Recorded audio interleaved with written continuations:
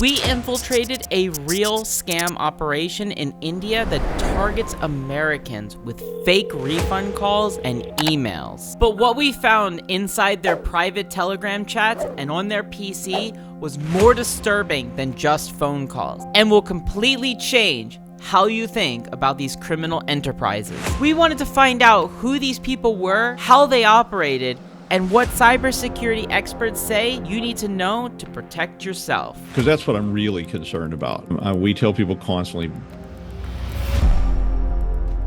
It all starts with one simple email or a text message that sounds like it's helping you. What follows is a scripted performance designed to earn your trust.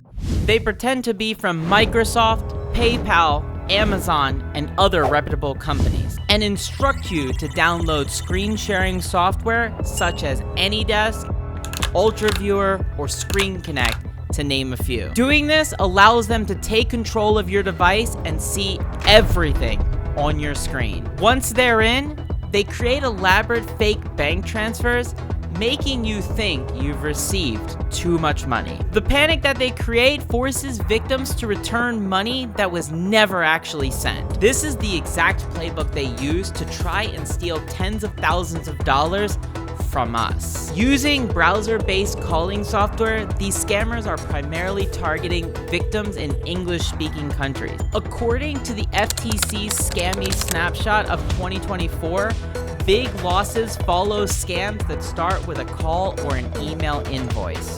Scammers use several methods to get money out of their victims, from gift cards to wire transfers to Bitcoin ATM deposits and convincing people to mail actual cash, sometimes using money mules based right in the victim's own country. The scam group we're talking about today is located outside Bengaluru, known as the Silicon Valley of India, with tech giants headquartered in the city. This is India's own startup capital. Sadly, it's also a major operational center for scam call centers, ranging from small setups to extensive, well-organized networks. It's home to Scam Group A, a group of 10 scammers that we've been watching for some time now. They work every weekday, keeping American hours despite being on the other side of the world. They work remotely in their own homes, just outside the tech hub city. Here's one of their apartments. However, two of the scammers are living over 1,000 miles away in Kolkata, the capital of West Bengal, and a hotbed of scammer activity. I called the group of scammers during one of my scam baiting live streams. The link for that call will be in the video description. And then I gained access to their computers. That means we could now listen in on their scam calls, spy on their Telegram group chat, download their files, grab their geolocation, and best of all, intercept their scams and report everything we got, including thousands of victim information logs. They're using messaging app Telegram as a group chat in a highly coordinated team effort to scam each victim, with their leader delegating call sequences and managing dinner breaks, and openers asking for second voice and support from their fellow team members during scam calls. They can operate as smoothly and effectively as a legitimate business. But what do you do when you can't understand Hindi? You learn Hindi, which is what I've been doing for the last few months with an awesome teacher who lives in India. Namaste, muche coffee pina pasand hai. When we saw these messages, we knew we had to dig deeper. A look into their downloads and document folders confirmed their use of AnyDesk and Screen Connect to gain access to their victims' PCs. They had logins for their phone systems and scam scripts scattered across notepad files and Word documents, a standard find on a scammer's computer. But then I came across something horrifying. PDF documents storing thousands of victim names, phone numbers, address, and social security numbers. A staggering amount of information on American citizens just sitting on a scammer's computer on the other side of the world. There was more. More notepad files of victim information, screenshots of victim bank accounts, payment receipts, login data, bogus refund forms, manipulated bank pages, all showing the devastating impact on real victims. I have spent the last 5 years of my life scam baiting several days per week, listening to their scripts play out, downloading screen sharing softwares, going through the motions of their scam. But flipping through those shocking screenshots was like a bizarre day in the life, but I'm only playing a victim. Each of these images represent real people losing real money in each of these dangerous encounters, painting a disturbing picture. Who was doing this? Who was on the other side of this screen? Well, one of the scammers named Anuj was careless enough to leave a trove of personal files on his work laptop. Hundreds of photos of him and his family buying a new car registration documents, his home address, driving license, bank details, a wealth of stuff he wouldn't want you to see. This really helped us with extra information to report, to start pulling together a big case about this scam group with proof of their criminal activities and identities. While monitoring this scammer, we learned that he was directly connected with a victim. Computer is not receiving any updates. That's why your computer is also working very slow, and now you're getting a lot of viruses and the bad files getting installed from the internet. This scammer was attempting to overcharge this victim with securities that he did not need. As I told you, I'm the level 3 technician here. What I can suggest you can go ahead and upgrade all the securities, right? So that your computer registration date is going to be from today itself. Once you're gonna have the securities installed, the new version. We were listening for the perfect chance to interrupt his scam and disconnect the victim. While waiting for an opportunity for the victim's number to flash up on the scammer's computer, we noticed something much worse. We watched as the scammer wrote down all the victim's information, his entire credit card number, CVV, email, password, full name, address, and so much more. Come hell or high water, we were going to save this victim. The scammer had flashed the victim's number on screen, and he had pushed for second voice, giving us the perfect opportunity we needed to call. There was only one problem. They get their hands around him and you just can't do anything. You know what I mean? The scammer wasn't allowing him to end the call, keeping his nasty little fingers around the victim. I still knew there was hope though.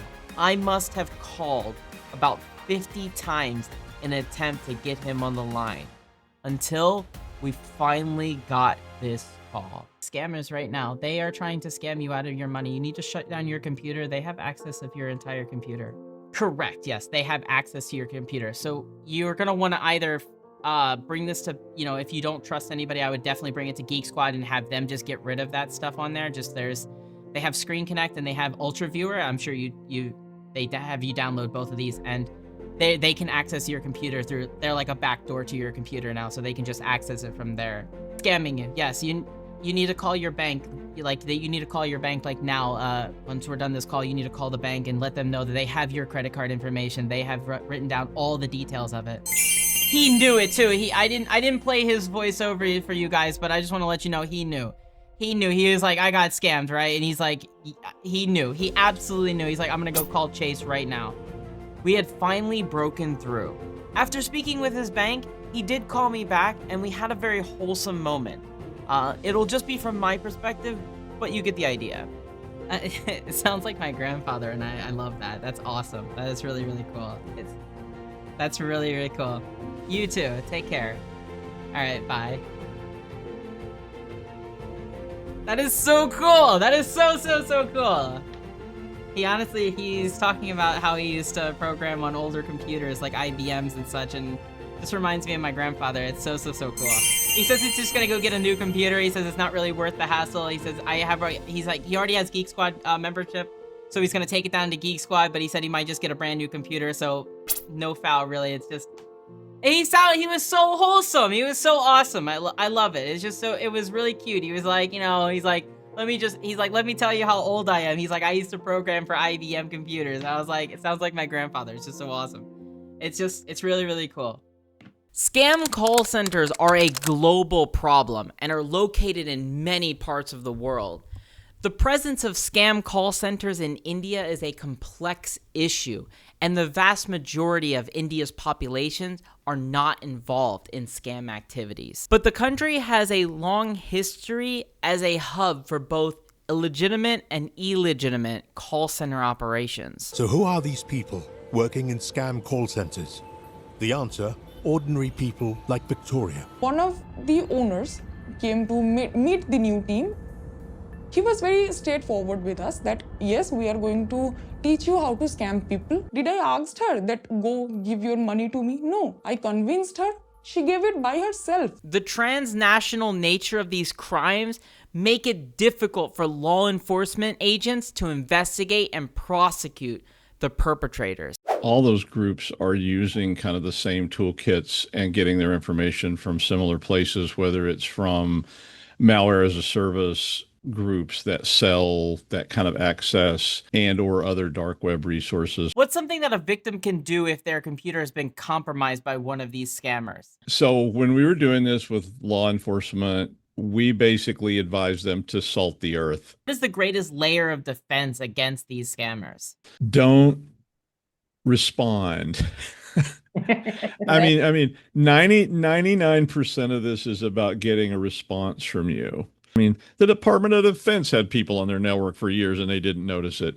So all of us could be compromised. They just watch for something good, Thank you so much for this interview. And where can people find you?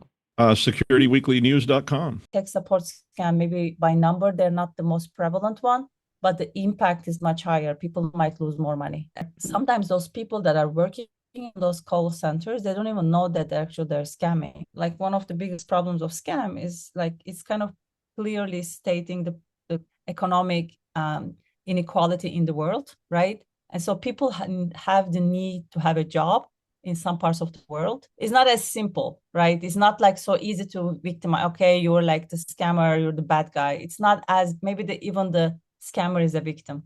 We have to be really, really careful. SAM Group A isn't alone.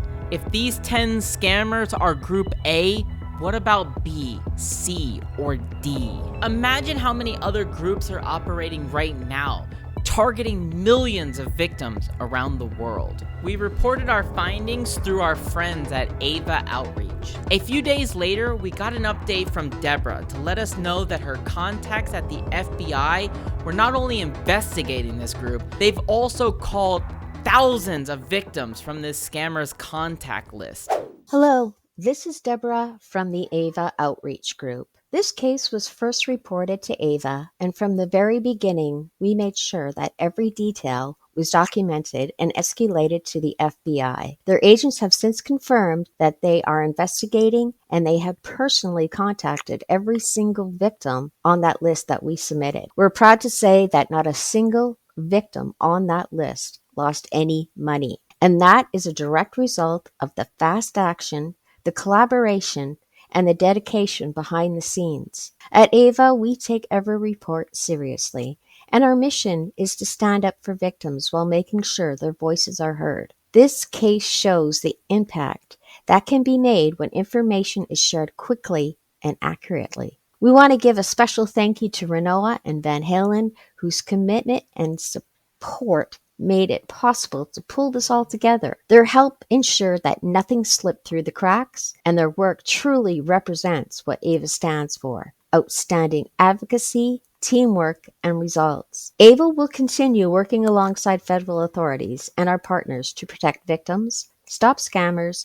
and bring awareness to others. Together, we are making a real difference. Thank you, take care, and be safe. Instead of destroying their systems, we're continuing to monitor them. We're intercepting these scams and gathering evidence that could lead to real consequences for these scammers. This is just one small group in a massive global network of scam operations. But every scam we stop makes a difference in this fight.